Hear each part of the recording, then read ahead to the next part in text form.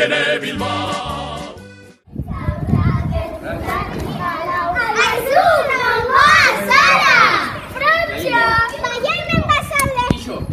San Antonio Elisa eta Zubiaren informazioa kontatuko dizuet.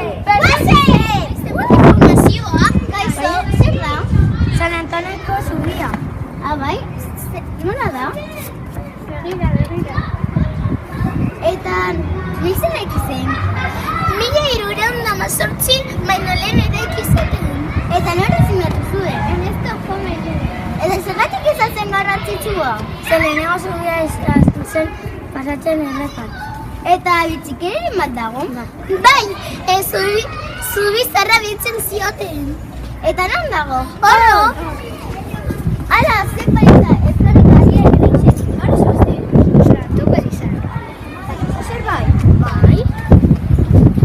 Noiz eraiki ziren? 16. mendean. Nork diseinatu zituen? Guate Batista.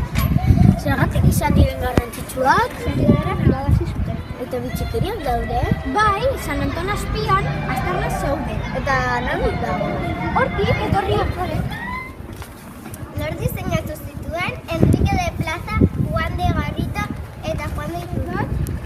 Eliza azpian aztarnak eta mugak aurkitu zituzte. Hau da mak.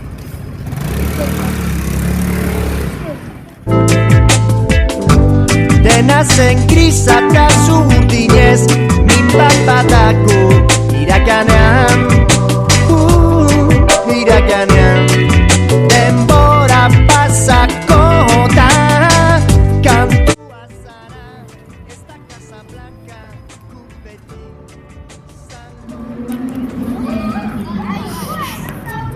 Galdu gara! Uste dut bide erratika hartu dugula.